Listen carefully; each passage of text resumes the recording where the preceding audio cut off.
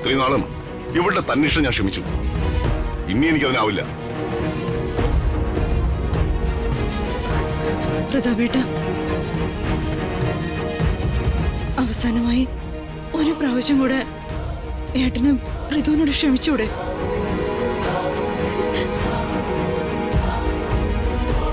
പോലീസുകാർ പുറപ്പെട്ടിട്ടുണ്ട്. അവരുടനെ ഇവിടെ എത്തും. അവരെത്തുമ്പോ ഞാൻ അവരുടെ മുമ്പിൽ നാണം കെട്ട് നിൽക്കണോ?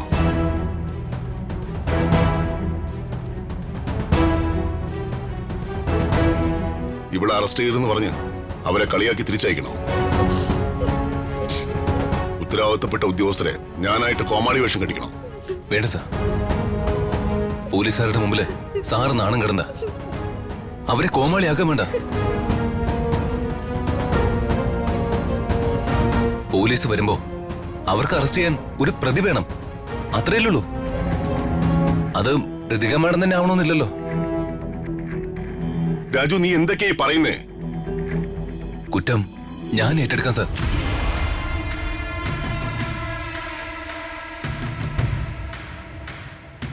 കാർ ഓടിച്ചിരുന്നത് ഞാനാണ്. ഞാൻ കാരണോ അയാൾക്ക് അപകടം സംഭവിച്ചത്. രാജു,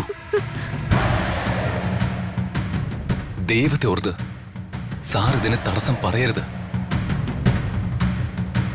ഇവനെന്താ ഭ്രാന്ത് പിടിച്ചു? പോലീസ് വരുമ്പോ ഞാൻ കൂടെ പൊക്കോളാം സാർ. ത്യാഗമാണോ ഇത്?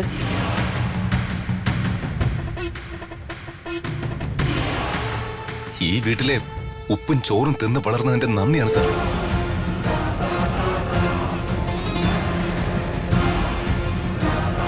ഒത്തിരി സഹായങ്ങൾ സാർ എനിക്കും എന്റെ കുടുംബത്തിനും വേണ്ടി ചെയ്തിട്ടുണ്ട്. അതിന് പകരം എന്തെങ്കിലും ഒന്ന് ഞാൻ ചെയ്യണ്ടേ സാർ? ഇല്ല രാജു, ഞാനതിന് സമ്മതിക്കില്ല. എനിക്ക് പകരം രാജു ഈ കുറ്റം ഏറ്റെടുക്കേണ്ടതില്ല. ഞാൻ മാഡം, പോലീസ് എന്നെ അറസ്റ്റ് ചെയ്യട്ടെ. മാഡം മാഡം ഒന്ന് സമാധാനിക്കണം. ഇതെന്റെ കടമയാണ്. ഈ ഒരു അവസരത്തില് ഞാൻ ഇത് ഏറ്റെടുത്തില്ലെങ്കിൽ പിന്നെ ഈ വീട്ടിലെ ജോലിക്കാരനായിട്ട് കഴിയാൻ ഞാൻ അർഹനല്ല. ഞാൻ പറഞ്ഞില്ലേ, ഇത് വലിയ ത്യാഗമൊന്നുമല്ല, എന്റെ ഉത്തരവാദിത്വ. അത് ഞാൻ സന്തോഷപൂർവ്വം ചെയ്യുന്നു.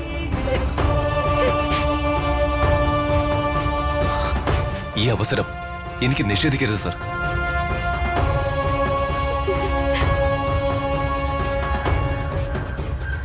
പോലീസ് വരുന്നതിന് മുമ്പ് നീ എനിക്ക് വിലം കിട്ടു അല്ലേ രാജു? എനിക്ക് സാറിനോട് ഒരു അപേക്ഷയുണ്ട്.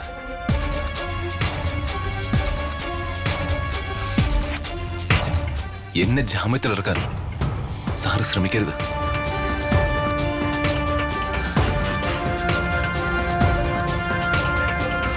സാർ ഈ കേസിൽ ഇടപെട്ടു എന്നറിഞ്ഞ മീഡിയ അത് ആഘോഷിക്കും. പ്രതിപക്ഷവും സാറിന്റെ ശത്രുക്കളും അത് സാറിനെതിരെയുള്ള ആയുധമാക്കും.